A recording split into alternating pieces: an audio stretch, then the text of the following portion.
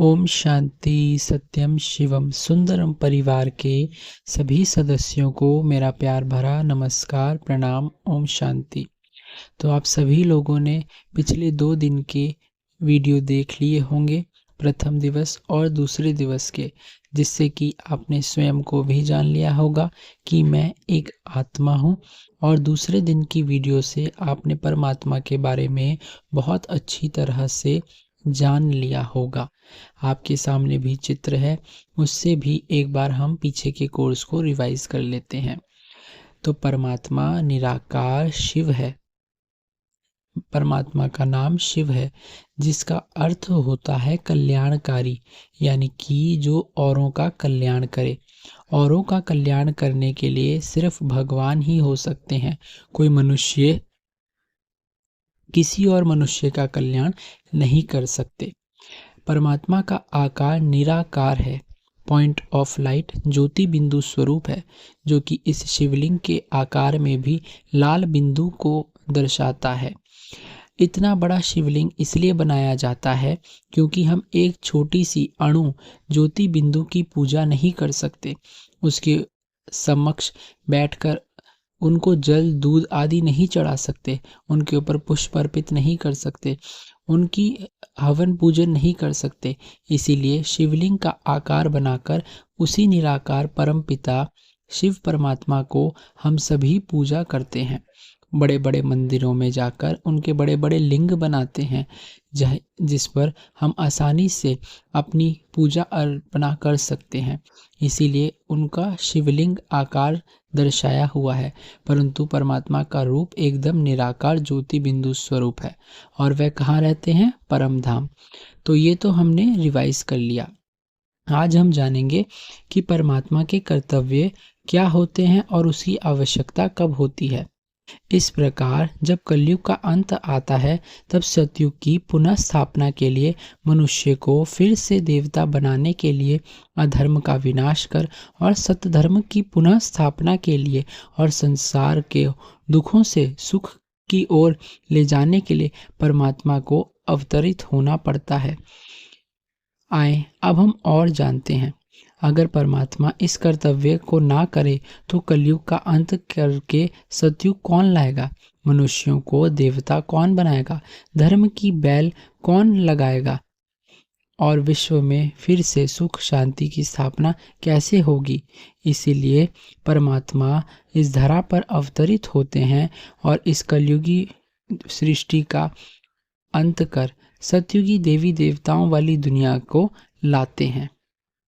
आए अब हम और जानते हैं, नर को श्री नारायण या मनुष्य को देवता बनाने की ईश्वरीय युक्ति। मनुष्य को पतित से पावन, दुखी से सुखी या नर से नारायण, नारी से लक्ष्मी बनाने के लिए परमपिता परमात्मा शिव मनुष्य आत्माओं की बुद्धि को ये दिव्य बनाते हैं, क्योंकि बुद्धि के भ्रष्ट होने से ही मनुष्य मन वचन और काया से बुरे कर्म करता है और बुरे कर्मों से ही मनुष्य को दुख और अशांति होती है। आप खुद ही विचार कीजिए। हम कहते हैं कि आज से इतने वर्ष पहले सृष्टि कितनी शांत थी, चारों ओर प्रकृति भी पावन थी, दुनिया में सुख और शांति भी था। बड़े बड़े महल, बड़ी बड़ी साइंस टेक्नोलॉजी, गाड़ी आदि नहीं थी, तब भी मनुष्य शांति से रहता था। उसके जीवन में जो कुछ होता था उसे स्वीकार कर सुख से रहता था। परंतु आज विज्ञान के इतने साधन होने के कारण बाद भी, इतनी ऊंची ऊंची इमारतें होने के बावजूद भी, महल गाड़ियां सब होने के बावजूद भी मनुष्य और ही गरीब और ही दुखी क्यों बना? इस पर विचार कीजिए। इसी दुख को, इसी अशांति को परिवर्तन करने के लिए परमपिता शिव परमात्मा इस धरा पर अवतरित होते हैं और हम मनुष्य आत्माओं को सच्चा ज्ञान सुनाते हैं, जिसको हम गीता ज्ञान भी कहते हैं। गीता के रचयिता परमात्मा स्वयं आकर हमें सच्चा ईश्वरीय ज्ञान सुनाते हैं, जिस ज्ञान को सुनकर, समझकर, देखकर, पढ़कर हम उसे अपने जीवन में धारण करते हैं, जिसके आधार से यही हम ही मनुष्य देवी गुणों वाले देवी देवताओं के समान बनते हैं।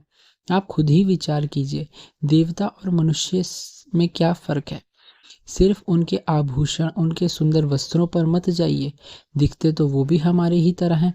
उनके भी 2 आँख, कान, नाक, मुंह, 5-6 फुट की हाइट होती है, परंतु उनमें ऐसी क्या चीज होती है जो हम उनके आगे जाके झुकते हैं? उनके देवी गुण, उनके दिव्य गुण। वो कभी क्रोध नहीं करते, वे कभी लालच नहीं करते, वे कभी आलस नहीं करते, वे कभी माया के वश होकर बुरे कर्म नहीं करते। काम, क्रोध, लोभ, मोह, अहंकार, इन सभी बुराइयों से परे रहते हैं। वो भी गृहस्थ में रहते हैं, उनकी भी शादी होती है, उनके भी बच्चे होते हैं, उनका भी पूरा संसार होता है, लेकिन जब वो होते हैं तो प्रकृति और मनुष्यात्मा सभी कितनी पवित्र होती हैं। आज इस कलयुगी दुनिया के अंदर घोर अंधियारा है, जगह जगह पे पाप कर्म हो रहे हैं। इन्हीं कलयुगी दुनिया को नष्ट कर फिर से सतयुगी देवी देवता दुनिया की स्थापना करने के लिए हमारे आपके सबके प्यारे परमपिता शिव परमात्मा इस धरा पर अवतरित हुए हैं और हमें सच्चा गीता ज्ञान दे रहे हैं, और हम आत्माओं को भी मनुष्य से देवता लक्ष्मी नारायण बना रहे हैं। आए अब और जानते हैं, ईश्वरीय ज्ञान से और बुद्धि का योग विकारों से हटाकर एक परमात्मा से लगाने से, अतः परम पिता परमात्मा मनुष्य आत्माओं को ईश्वरीय ज्ञान और सहज राजयोग की शिक्षा देने का कर्तव्य करते हैं, क्योंकि उनके बिना यथार्थ ज्ञान अन्य कोई दे नहीं सकता। इसलिए उन्हें ही दिव्य बुद्धि का दाता, ज्ञान चक्षु विधाता, आदि मध्य अंत के ज्ञाता भी कहा जाता है। सिर्फ भगवान ही हमें सच्चा ज्ञान दे सकते हैं और कोई नहीं। परंतु परमात्मा तो निराकार अर्थात अशरीरी है, और जैसे मनुष्य आत्माएं कानों द्वारा ज्ञान का श्रवण कर सकती हैं, वैसे ही परमात्मा को भी मुख केंद्रीय की आवश्यकता होती है ताकि वे ज्ञान दे सके। परंतु परमात्मा तो जन्म मरण से न्यारा है, कर्मातीत है, और उनके कोई माता पिता भी नहीं होते।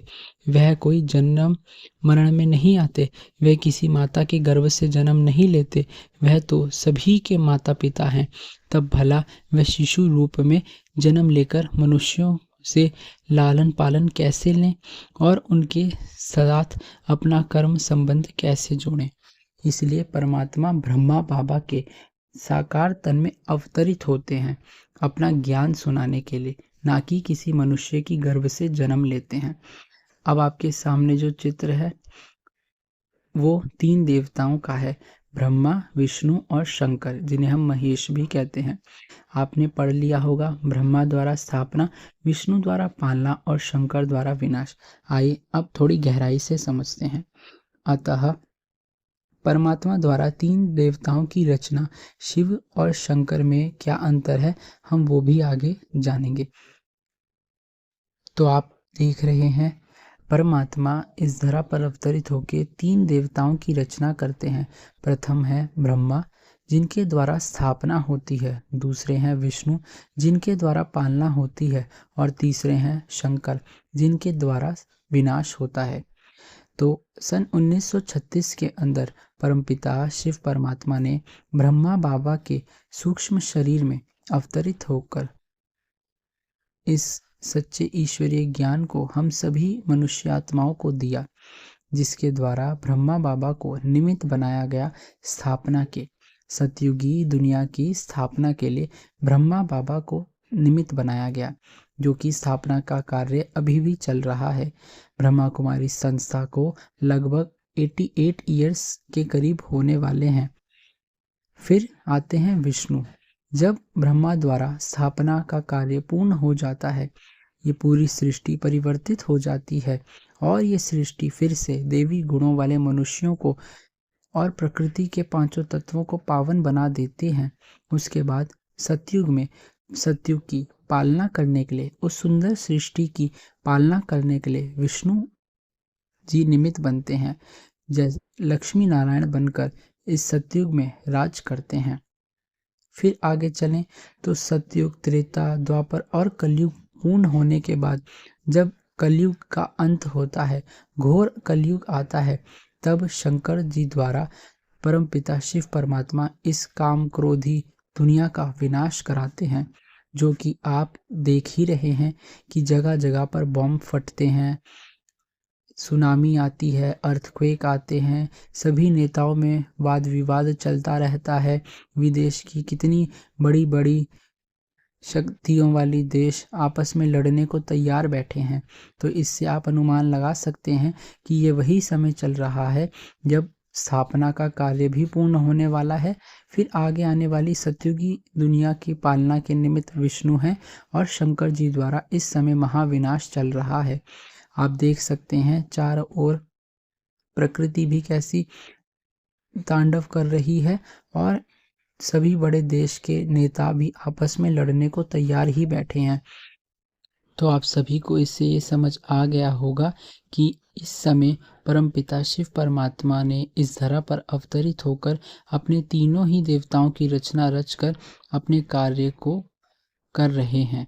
आए अब हम जानते हैं ब्रह्मा, विष्णु और शंकर के बाद शंकर और शिव में क्या अंतर है। आपको सुनने में बहुत अजीब लग रहा होगा कि क्या शंकर और शिव में भी कोई अंतर है, ये दोनों अलग अलग हैं। तो जरा गहराई से और ध्यान से मेरी बात को समझिए। ये मैं नहीं कह रहा, ये स्वयं निराकार परमपिता शिव परमात्मा ने हम आत्माओं को ज्ञान दिया है। आज से पहले हम सभी ने शंकर जी और शिव जी को एक ही माना है, परंतु इस वीडियो के माध्यम से आपको ये ज्ञान प्राप्त होगा कि दोनों में किस प्रकार से फर्क है। तो सबसे पहले आपके सामने ये दोनों चित्र हैं। एक तरफ हैं शंकर जी, जो कि आपके और मेरे जैसे ही एक शरीर में बैठे हैं, एक शरीर वाले हैं, परंतु वो नग्न दिखाए जाते हैं। सिर्फ खुली जटाओं में से गंगा बहती, एकदम एकांत चित्त, गले में सांप की माला, शरीर पर कोई वस्त्र नहीं, अगर वस्त्र है भी तो शेर की खाल का वस्त्र है, त्रिशूल है, तीसरे नेत्र को दिखाया जाता है कि तीसरा नेत्र खुला तो महाविनाश महाविनाश। तो अगर आप गौर से देखें तो शंकर जी को हमेशा योग में दिखाया जाता है, यानी कि हमेशा एक तपस्वी मूर्त दिखाया जाता है। चाहे उनकी कैसी भी प्रतिमा हो, आपको ज़्यादातर देखने में यही आएगा कि वे आंख बंद कर किसी को याद कर रहे हैं, किसी साधना में लीन हैं। तो आप खुद सोचिए, जो खुद भगवान हैं, जिन्हें हम देवों के देव महादेव कहते हैं, उनसे भी ऊपर कोई है? अगर कोई नहीं है तो फिर वो किसकी साधना कर रहे हैं, और अगर कोई है तो वो किसकी साधना कर रहे हैं? तो ये तो स्पष्ट है कि शंकर जी को बचपन से ही आपने सुना होगा विनाश से जोड़ा जाता है, कि अगर शंकर जी का तीसरा नेत्र खुला तो विनाश हो जाएगा, शंकर जी का तीसरा नेत्र खुला तो ये पूरी सृष्टि खत्म हो जाएगी। तो वो क्यों सुना, इसके बारे में गहराई से जानते हैं। जो भी आपने बचपन से सुना ये सही ही सुना है, क्योंकि शंकर जी परम पिता शिव परमात्मा की रचना है। जैसे आप अगर पिता हैं तो आपकी रचना आपका पुत्र या आपकी पुत्री है, यानी कि आपका बच्चा, जिस बच्चे को आप कोई कर्तव्य सौंप दें कि बच्चे तुम्हें ये कार्य करना है। उसी प्रकार शंकर जी भी परम पिता शिव परमात्मा की संतान है, यानी कि उनके बच्चे हैं। पीछे भी आपने जाना कि परमात्मा 3 रचनाएं रचते हैं, यानी कि अपने 3 बच्चों को 3 कर्तव्य देते हैं। पहला बच्चा ब्रह्मा, जिनके द्वारा स्थापना, दूसरा विष्णु, जिनके द्वारा पालना, और तीसरा शंकर, जिनके द्वारा विनाश होता है। तो ये वही तीसरे बच्चे हैं, ना कि स्वयं भगवान हैं, परंतु भगवान के बच्चे हैं, जिनको हम शंकर जी कहते हैं, जिनको हमेशा योग की मुद्रा में दिखाया जाता है। चौकड़ी मार कर बैठे हैं, हाथों में माला है, त्रिशूल है, जटाओं से गंगा बहती है, आँख हमेशा बंद है, तीसरा नेत्र खुला तो महाविनाश है। तो ये वही विनाश के निमित्त बने हुए देवता हैं, जिनको परमात्मा ने ये कार्य दिया है कि बच्चे तुम्हें ये कार्य करना है। परंतु हम आज तक क्या मानते आए हैं कि शिव और शंकर एक ही है। अब और गहराई से सुनिए। आप कभी भी शिव के मंदिर में गए होंगे तो आपको हर मंदिर में शिवलिंग तो दिखा होगा, परंतु ये शंकर जी की शरीर वाली मूर्ति शायद हर मंदिर में ना दिखी हो। मैं ये नहीं कह रहा कि होगी नहीं, परंतु छोटे बड़े मंदिर होते हैं, उस हिसाब से मैं बात कर रहा हूँ। तो शंकर जी की ये शरीर वाली मूर्ति शायद किसी छोटे मंदिर में ना हो, परंतु छोटा सा शिवलिंग आपको हर मंदिर में दिखेगा। जल, दूध, बेलपत्र, फूल आदि भी शंकर जी की इस शरीर वाली मूर्ति पर नहीं चढ़ाया जाता, वो भी शिवलिंग पर ही चढ़ाया जाता है। शिवलिंग को ही छुआ जाता है।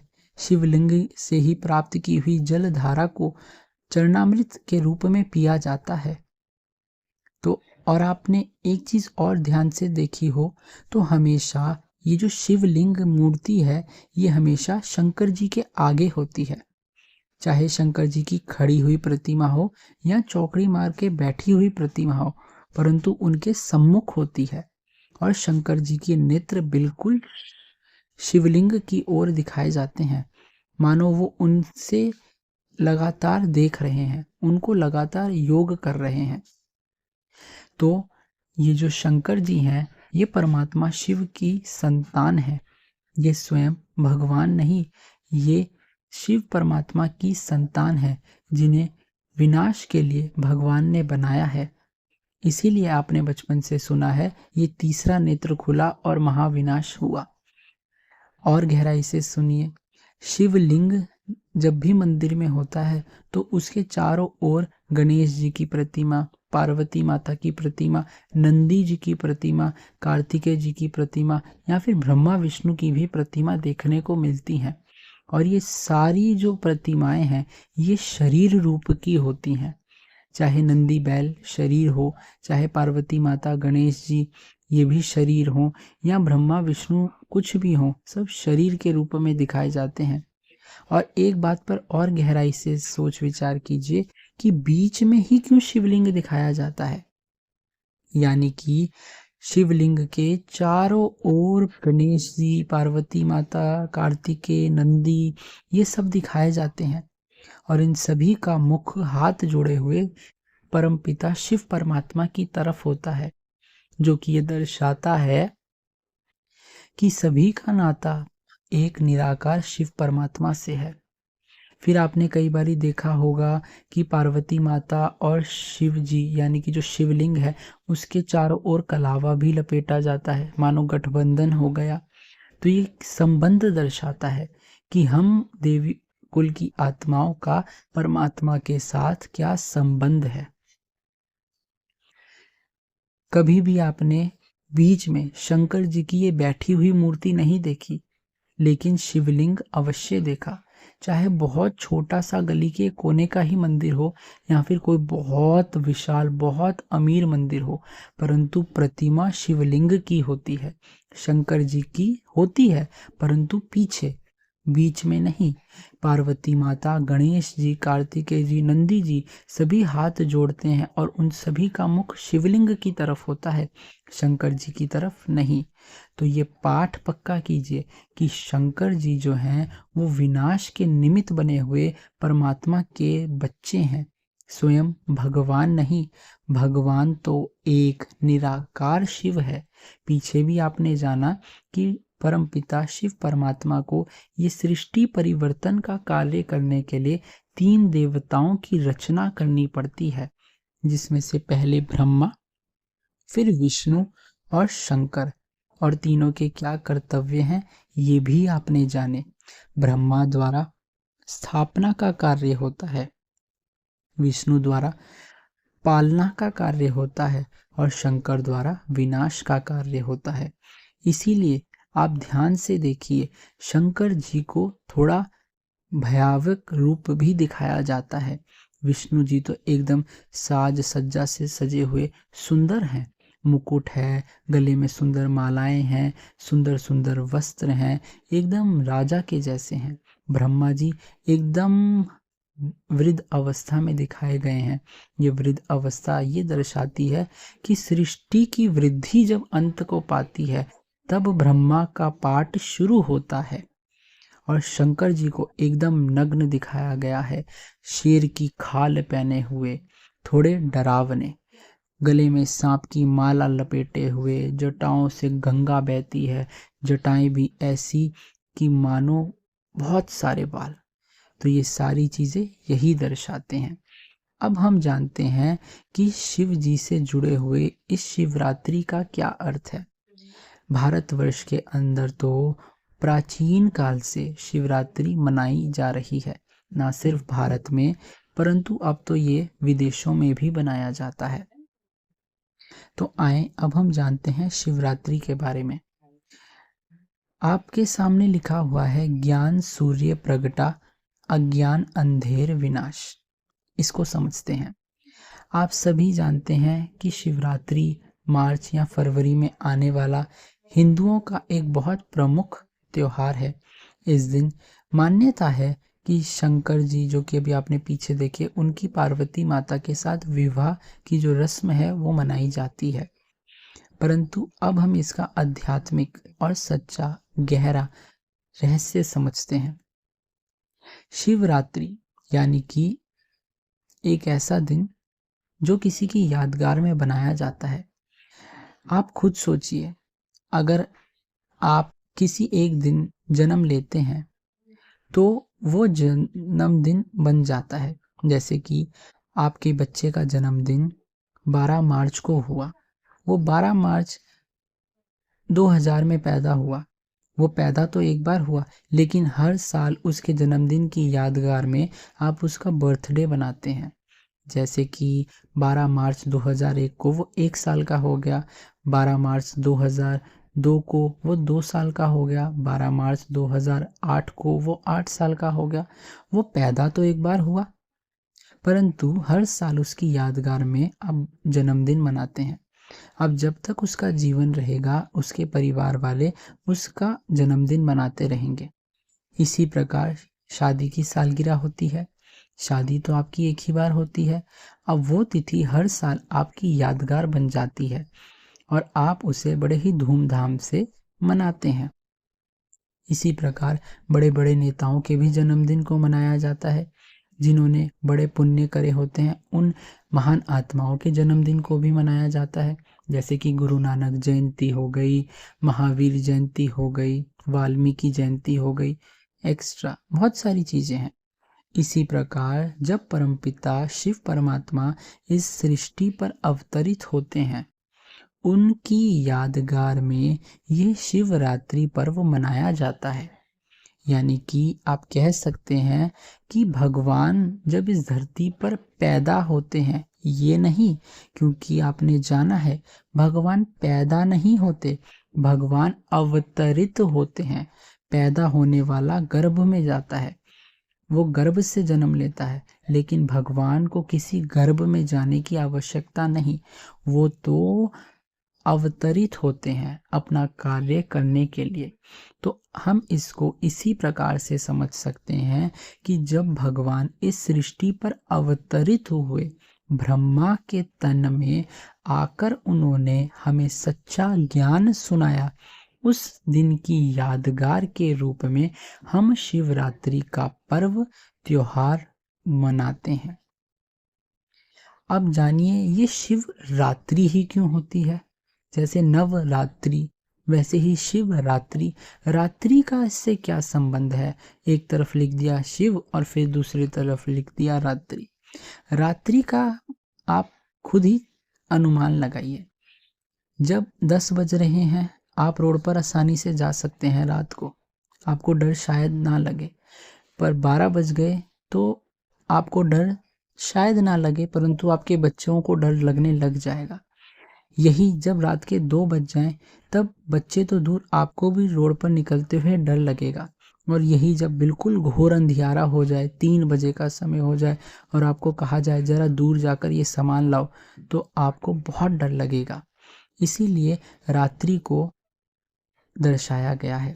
जब इस कलयुग की सृष्टि का महाविनाश होने का समय आता है, बिल्कुल अंत का भी अंत हो जाता है, जब काम, क्रोध, लोभ, मोह, अहंकार के वश मनुष्य बहुत ज्यादा पाप कर्म करता है, उस घोर रात्रि के समय ज्ञान सूर्य प्रकट होते हैं। इसीलिए शिवरात्रि मनाई जाती है। और भक्ति में भी आपने देखा है कि शिवरात्रि के दिन रात के 12 बजे तक मंदिर खुला रहता है, 1 बजे तक मंदिर खुला रहता है और बड़े ही धूमधाम से भगवान के भजन कीर्तन होते हैं। उस रात कोई भय नहीं होता। नवरात्रों में भी जागरण करने की विधि है। रात्रि में शुरू होते हैं और सुबह 4 बजे 5 बजे आरती कर कर उन जागरणों को पूर्ण किया जाता है। यानी कि रात के समय किसी का अवतरण होना, इसी को शिवरात्रि कहा जाता है। रात्रि मतलब कलयुग की घोर अंधियारा। देखने में तो इस समय सूरज भी है, चांद भी है, तारे भी हैं, दिन रात दोनों होते हैं, परंतु आप खुद सोचिए मनुष्य पाप कर्मों में कितना गिर गया है कि चारों ओर दुख और अशांति की रात्रि फैली हुई है। इसी रात्रि को मिटाने के लिए, इसी अंधेरे को मिटाने के लिए परमात्मा शिव ज्ञान सूर्य बनकर ब्रह्मा के तन में अवतरित होकर हम सभी मनुष्य आत्माओं को नर से नारायण, नारी से लक्ष्मी बनाने का ये पुण्य कर्म कर रहे हैं, जिससे कि ये कलयुगी सृष्टि सतयुगी देवी सृष्टि में परिवर्तित हो जाए। तो आपने जाना, देखिए आपके सम्मुख भी है कैसे ज्ञान सूर्य प्रगटा और अंधेर विन। तो आपने आज तीसरे दिन ये जाना कि परमात्मा का दिव्य कर्तव्य क्या होता है। परमात्मा का दिव्य कर्तव्य है इस कलयुगी सृष्टि का विनाश कर सतयुगी सृष्टि की स्थापना करना। अपनी 3 देवताओं की रचना रच ब्रह्मा द्वारा स्थापना, विष्णु द्वारा पालना और शंकर द्वारा विनाश कराना। फिर आपने जाना शंकर और शिव में क्या अंतर है। तो शिव स्वयं भगवान है, शंकर उनकी संतान देवता हैं। स्वयं भगवान निराकार हैं, शंकर जी तो शरीर धारण करे हुए देवता हैं। फिर आपने जाना कि कैसे शिव के मंदिर में शिवलिंग से संबंध जोड़ते हैं। सभी जो इर्द गिर्द उनके देवी देवता दिखाए हैं वो शिव की तरफ मुख रखते हैं और उन्हीं को प्रणाम करते हैं। फिर आपने जाना कि शिवरात्रि का अर्थ क्या है। तो शिवरात्रि यानी कि भगवान के अवतरण का वो दिन जिनकी यादगार में हम हर साल शिवरात्रि मनाते हैं, जिसका अर्थ होता है कि ये वो दिन है जब भगवान ज्ञान सूर्य बनकर प्रकट हुए और इस सृष्टि पर जो अंधकार छाया हुआ है उसको दूर किया। मैं आशा करता हूँ आपको ये ज्ञान समझ भी आ रहा है और आप इस ज्ञान की और गहराई को जानने के लिए प्लीज़ चैनल से जुड़े रहें। और मेरी आपसे यही प्रार्थना है कि आप इस ज्ञान को अधिक से अधिक अपने मित्र संबंधियों के साथ शेयर अवश्य करें। मैं आपका दोस्त आपके लिए ऐसे ही इस चैनल के माध्यम से और ज्ञान लेकर आ रहा हूँ। आप सभी इस परिवार से जुड़े, इसलिए आप सबका बहुत बहुत शुक्रिया। तो आप सभी से मेरी यही गुजारिश है, यही विनती है कि आप सभी खुद भी इस ज्ञान को बहुत अच्छी तरीके से समझें, सुनें, पढ़ें और अगर आपको कोई डाउट होता है तो आप प्लीज़ कमेंट करें, जिसको मैं समझूं भी और आपकी जो भी क्वेश्चन है उसका आंसर अच्छे से अच्छे तरीके से दूं। तो आशा करता हूं आपको वीडियो पसंद आई हो। प्लीज़ चैनल को सब्सक्राइब करें और वीडियो को लाइक करें। ओम शांति।